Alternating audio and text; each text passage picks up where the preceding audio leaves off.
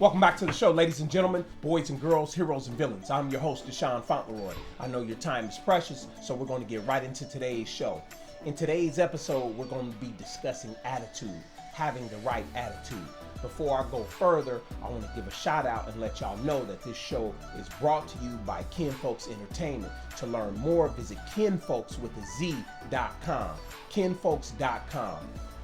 I've lost some key games. And you don't forget that. Well, losing hurts. But talk to us about that situation. When you talk about attitude, Leland, one school did not have the talent to win, but they figured out the way to win. How do you explain that? They're not physical anomalies. I mean, you often when you talk to me, I think if you're not an open-minded individual, you probably think I look at things from a negative point of view. And it's not that I'm looking at it from a negative point of view. What I'm doing is I'm hunting for the obstacles, because I know that if I can overcome that obstacle, it's going to make me much more stronger on this little mission. You talking to me or how other people? No, I'm just talking to other people. Okay, all right. I'm just trying to make sure. You don't believe me, man. See, this motherfucker, he got me all filtered down. All right. He said, you talking about me. Now, what was he talking about, man? Yeah, you just, like having a certain attitude, and then if a person didn't know you, they would think you were a pessimist, but you're really optimistic and you're always looking, Yeah, so I'm always looking for that bump in the road that we can get over, that I know that's going to make us stronger. When you have that outlook, it puts you in a powerful place. It puts you in a place where, and you really are in that place where there's no losing. You kind of look forward for them to put you in a more difficult situation so you can go, see, I showed you, motherfucker. I told you, and it's fun when those situations are put before you as a trainer and you overcome them. You overcome those situations because you can see the person that's watching you and watching how you deal with it. You can see their attitude change. You know what I'm saying? It became a cool thing for me to sit back and watch Eric Musselman have complete respect for my total approach of how I dealt with my son and how I dealt with my athlete, and for him to understand that wasn't the only situation, but I had other situations and with athletes in other sports. Let me ask you this about Coach Muss, Leland. Did you ever feel like he felt like you was blowing smoke about your son and about your training methods? And do you ever feel like, okay, there's a test coming to see if he's coddling or you're the coddling father, but you're coming off a certain way? If you have the relationship that I have with my son, the first thing you better think that coach is looking at you like, okay, he's coddling his son. You better think that. You already come with that as a given. I heard he cussed Jazz out a few times. Oh yeah, he did. But he also hit him up with this at one point in time during the season. He looked at him and said, you know what, man? I love cussing at you because you can deal with it. Right. You know what I'm saying? And that's what I'm looking for. That comes from me in several training sessions back to when he was a little kid. Me as a dad, when there was a moment that I felt like he had to step it up, my little thing was, I would say, and Richard Bonton would always laugh at that, like this. I go, okay, superstar, let's see what you got, superstar. Step it up, superstar. Superstar, come on, man. When you hear me start badgering that out, he's knowing what I'm saying is this. there's moments here in this game where you're being challenged. I don't think you're stepping it up. Okay. You see what I'm saying? Those small pressures I always Pressures. That's what I was thinking. Pressures. those small pressures I always put on them. Here's the flip side to that though. You got to remain in that moment when you do those types of things, so that when the competition is over, you can go back and talk about that. Do you know why I said that? Do you know why I called you out like that? Because this is what people are going to do to you later on to try to stop you from doing what it is that you love. Whether it be a fan in the stands, whether it be a coach on the bench, whether it be a coach on the opposing team, or whether it be a coach on your team. There's going to be some resistance. There's going to be some resistance. So what you have to show them is, one, I'm not going to waste time thinking about what you're trying to do. And in a funny way, you're going, I know what you're doing, but this is what I'm doing. That's right. And ultimately, and this is where we bring it back together as far as having and teaching kids how to have a right attitude through times of positivity and through times of difficulty, or when you win or when you lose, right. Is that this is teaching life skills. Yeah, you know, true. To be responsible, to have some humility. You know, we talked about this last week. Being responsible and having humility, it goes with winning, it goes with losing, it goes with learning. And that was in this chapter, Travis he touched on that. Yeah, we've been discussing Travis Doherty's book, The Lens. Shout out to Travis Doherty. Shout out, Trav. Long time Indiana high school coach. I think 15 plus years. Mm-hmm. You know, he's been interviewed on the show before on the audio version. You can find that on sportsmastery.com. Go to the archives. You know, but Travis, he has what he calls 8 to 9 hidden talents in his book. And what we're discussing today is having a positive attitude. It's a hidden talent. Right. People look for the tall athlete. They look for the fast athlete. They look for the strong athlete. But we're talking about talents that are inside of you. And the weird part about his book is he starts to talk about that hidden talent, like on the one of the last chapters of the book, in the 12th chapter. But in actuality, it should be like the number one trait. Is having the right attitude, having a positive attitude, having a good attitude through thick and thin. And it's tough at times. Yeah. You know, I'm telling you, I really hate losing. And I've had my share of antics. But one thing I've learned is that in coaching, we've always suffered. When I was a part of a team, we always suffered. If we decided to tone it down as far as the competition, if we decided to tone it down where we wasn't going to raise our voice, right. If we toned it down, if we started listening to too many freaking sports parents, right.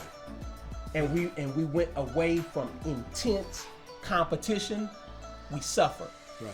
But every time that we demanded discipline, order, and respect, and created intense and competitive situations from the quarterback on down, that's why we won those 2 tournaments. Now this is what people may mix things up. When you say intense, a lot of people think intense. Okay, that means they're gonna be getting physical at some point. It's gonna be a lot of. Well, let me explain right quick. And what I mean by intense is you're competing every single play. You come on the field, as soon as you get there, you're 15, 30, 40 minutes before. There's no horseplay.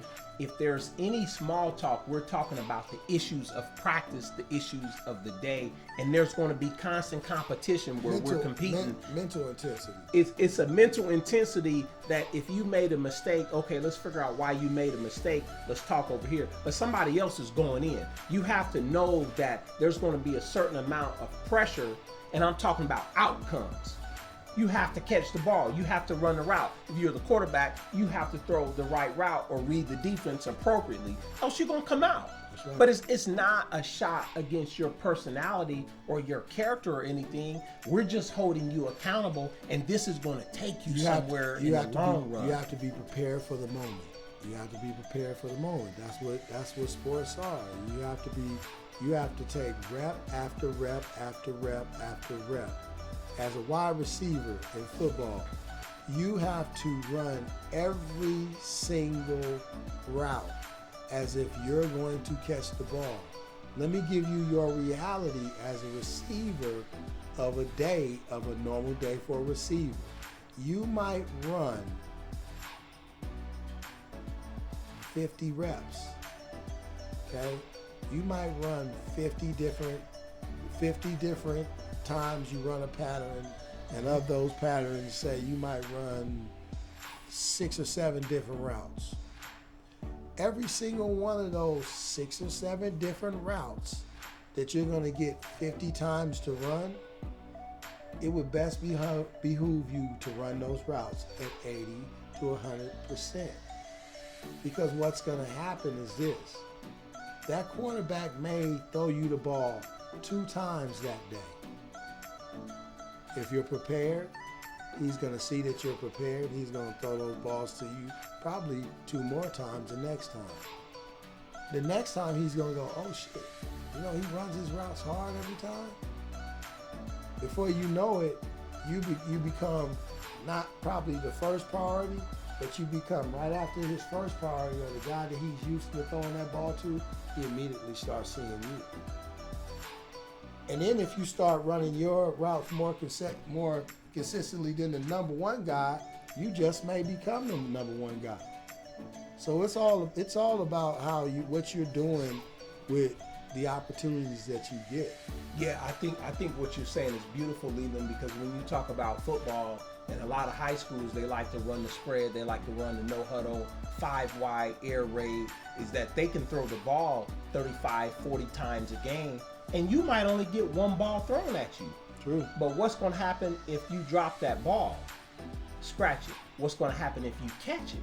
If you catch that ball, you're going to get another one thrown to you. Yeah. So, and I tell kids, you might literally get 1 opportunity, and what do you do with that opportunity? And like Coach Leland was saying, you got to run them routes. You got to run crisp routes and expect the ball. I've seen kids. I've seen it happen in tackle football. I've seen it happen in touch football. I've seen it happen in 7-on-7 football.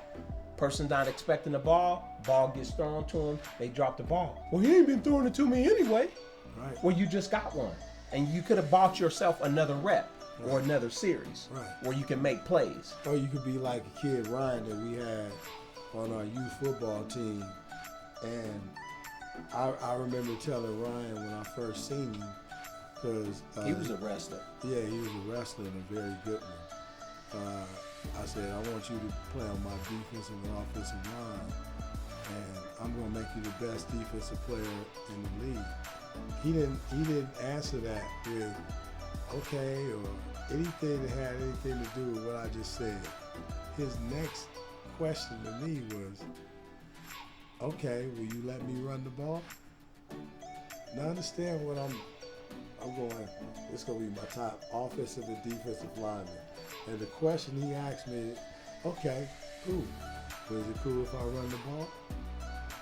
And I looked at him because he gave me this confident look when he said that. I said, yeah, when I give you opportunity, yeah, you play, you do this for me, this is what we're going to do. I'll give you the ball. And you were at the game when I first gave him the ball. And he ran it back off of a kickoff. I say that to say this. He gave me exactly what I wanted on offensive and on the defensive line consistently. And when that one opportunity came up that I gave him to prove to me that he could run the ball, he was ready. I think he ran back a kick. He was actually one of the better, not only athletes on the team, but one of the better running backs because he was strong and powerful. And again, it's like I said before, it goes back to his wrestling base where he just had a toughness that like 70% of the other kids they just didn't have. Right. You know, so he was a pleasure to work with. And people equate that to his mom and his dad for getting him involved in different sports while he was a youngster.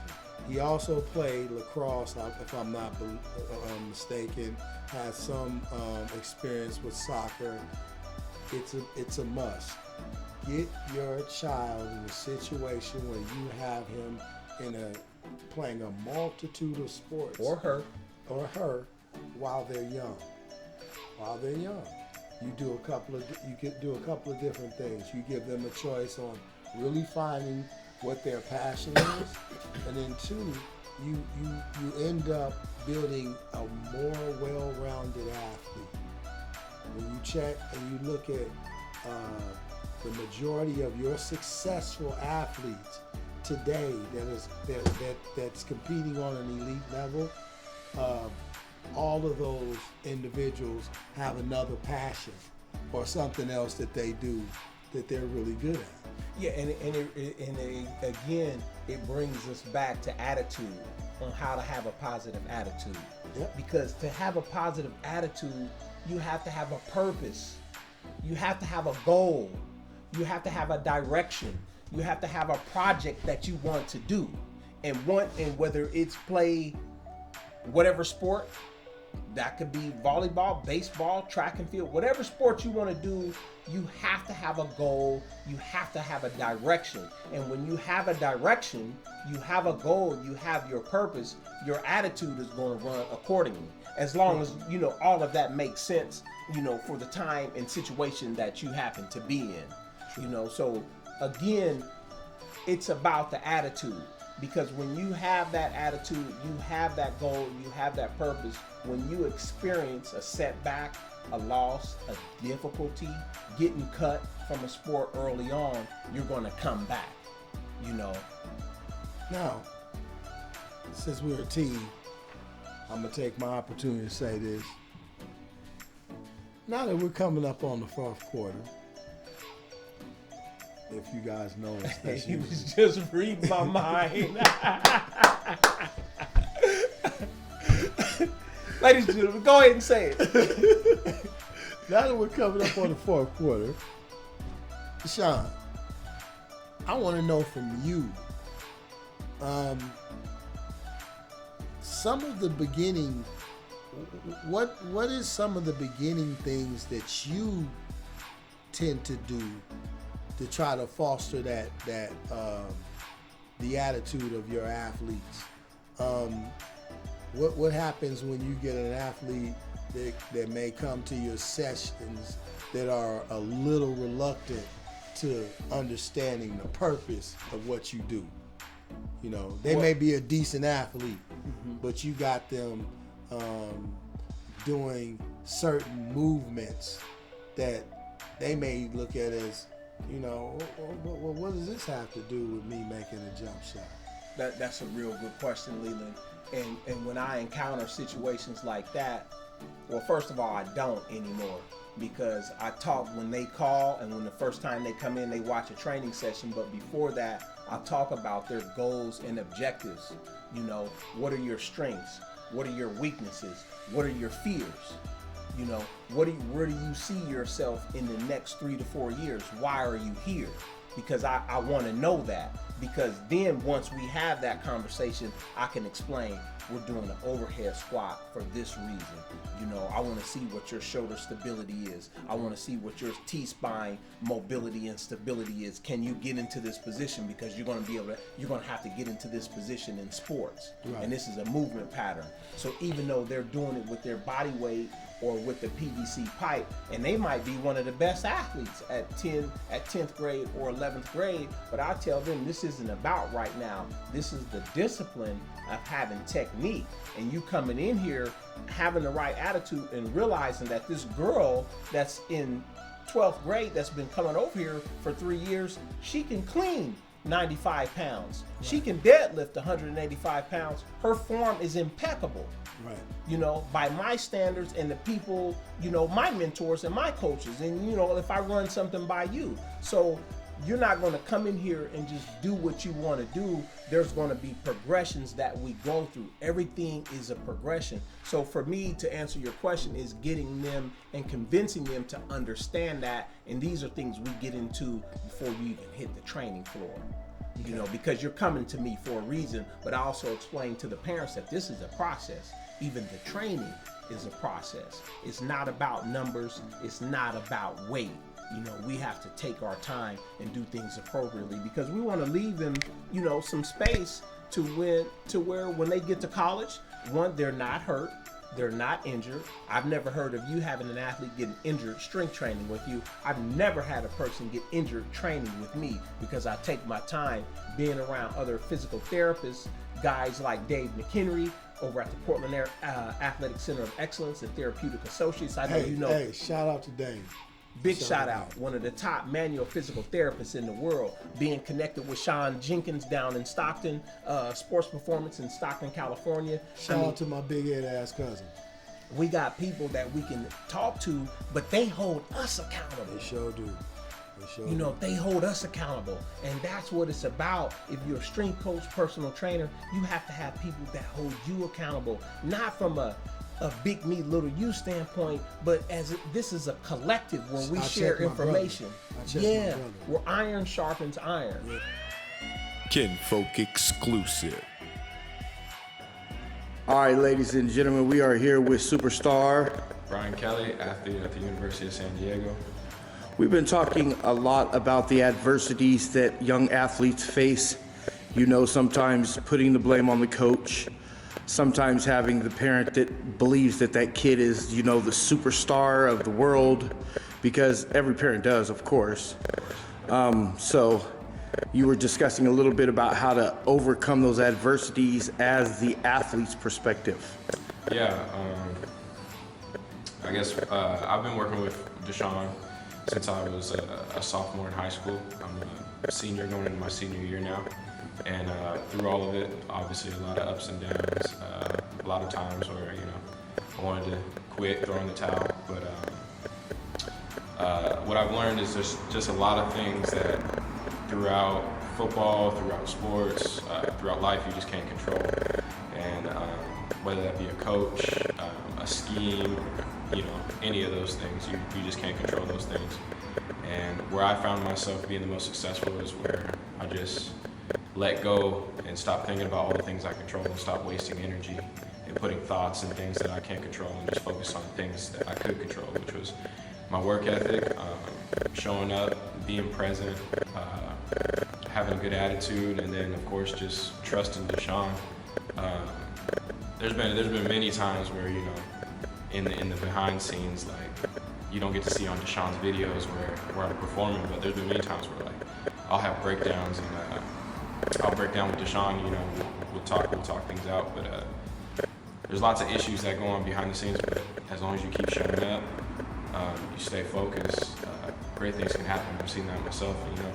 Even in that, there's gonna be issues, you're still gonna have ups and downs, and you just gotta get through them once at a time. You got through some before, so you use that hindsight to get through the things that are coming in front of you. And I've just started to realize, like, if you attack every challenge like that, each challenge, no matter what, you're going to be successful.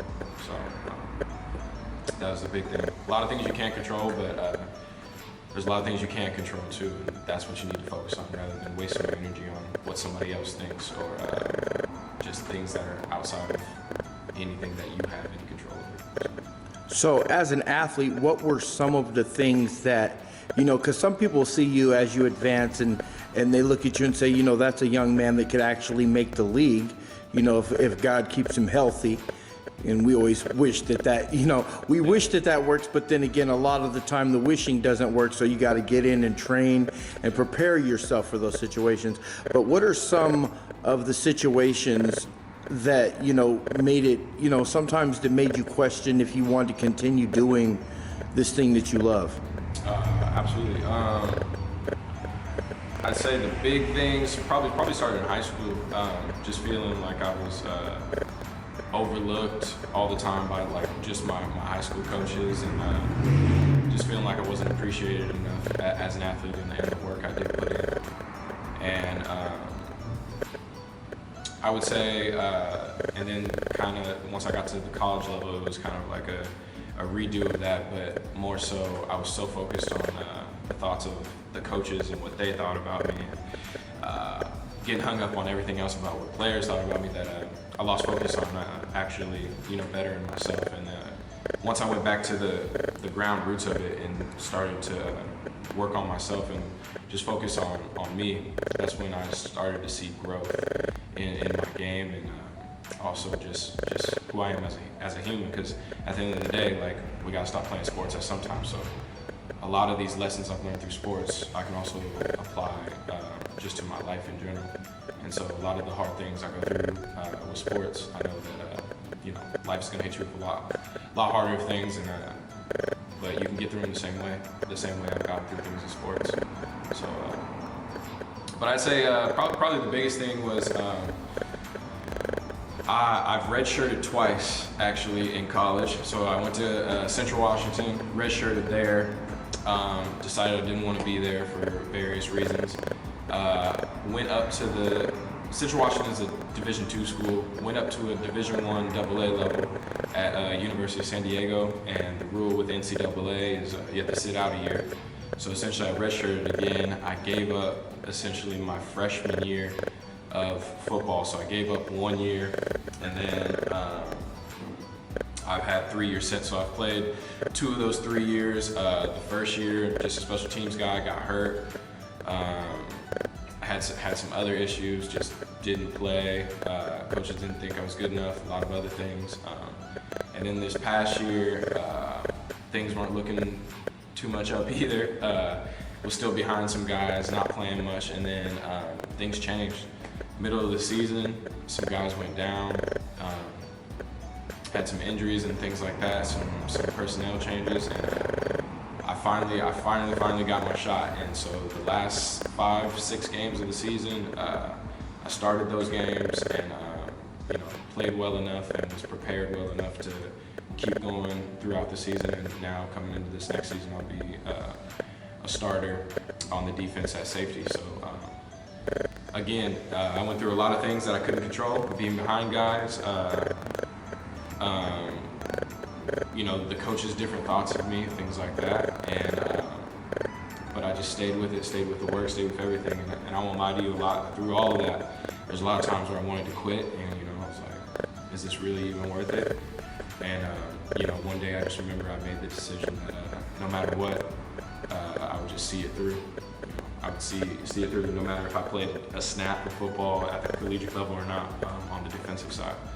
So that really changed things for me. My whole attitude changed. I started loving the little things of the game. I think that's another key component of getting through the hard times, is loving the little things. If you don't love the little things like tying your shoes, the smell of the turf, putting your pads on, like if you don't love those things, you're not gonna love football, or you're not gonna love the sport in general, or whatever you're playing, basketball, whatever it may be. And so I think just through all those things, I've learned a lot, and I've become a better man because of it. And I've learned that it honestly is true. If you stick with anything through whatever it is, you'll come out the other side, just fine. So that's what I'm saying. So now, if there's that 8-year-old kid that's looking at your footage and says, that guy right there, that's the next, Mr. Kelly, what would you tell him to do? Because he's got that dream, but he doesn't have the budget. He can't get to all the trainers, all he's got is himself, he doesn't have a dad at home. Mom's working 3 jobs to try to just, make his dreams come true as well as himself. What are little things that he can do at home to get better? Yeah, honestly, at 8 years old or that young of age, I know a lot of kids are going to camps and training and things, but and becoming like super specialized in their sports really early. But I honestly think the best thing for kids still is honestly just going outside and playing, exploring different sports, doing different things, developing different athletic attributes that aren't so specialized to a specific sport, so they can develop a whole body. So I think those things are extremely important for kids, and I think the fact that all these sports are getting so specialized now with training so early, I think that hurts kids. I think it kind of puts a damper on like the different sports that they could try and play and be good at because they're so specialized in one sport so early. And another thing I would tell a kid like that is a lot of the sports world, we think of it as like physical and just based on our like physical attributes and how fast you are, how quick you can move and things like that. But there's so many facets of the game that are just, you know, in the head, they're mental. And so what I would tell that kid is, you know, like whatever you're dreaming about, whatever you're thinking about, keep thinking about it.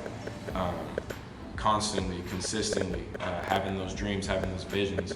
I think that's a huge part of just every sport, every game.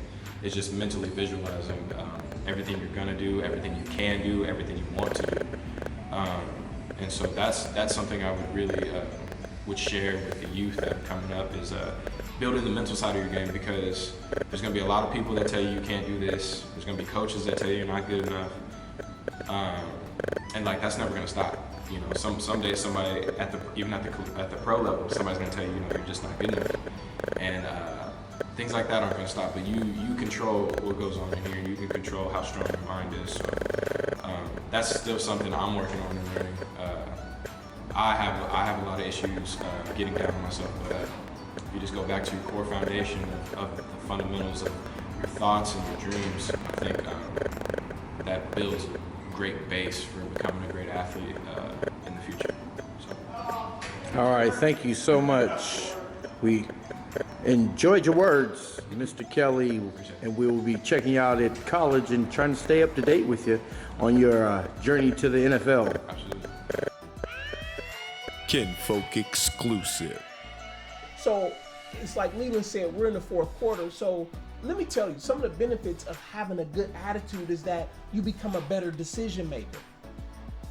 This is great practice for real life, the things that we're discussing. You can save your life. You can save somebody in your community. Think about those last two things. That might have been over your head. You can save your life by having a good attitude. You can save your community by having a good attitude. You heard me say the benefits. Some of the disadvantages of having a good attitude or striving to have a good attitude is that it's not going to be easy. Right. There's going to be challenges. Number two, it's not going to be popular. And the biggest thing, it's not always going to be fun. When you're trying to excel, it's not always going to be fun. Now, if you're listening to this and you just want to go play sports, have fun, be on certain teams where everybody gets a participation trophy, everybody gets a trophy at the end of the season, this episode might not be for you. I'm talking about high performers, peak performers, where we don't know what this outcome is going to be. But you have to believe that there's something on the other side when it's dark and it's just you with a candle in a 300-foot tunnel. True. So go back and listen to the benefits, go back and listen to the advantages. You listen to the science of sports mastery. I mean, I gotta bow my head. Peace and blessings. I appreciate Kinfolks Entertainment for engineering and producing this show. Sports Mastery to learn more. You still got to go to kinfolks.com to listen to this whole episode. Sportsmastery.com for all audio episodes. Oh, and people, we're working on our producer, Kinfolks, to try to get us to stream some of these episodes on Instagram and possibly YouTube and Twitter. Yeah, and then getting to a point where I see us going in the future, y'all, where we'll do some live episodes to where you can call in and be a part of the show. Thank y'all for listening.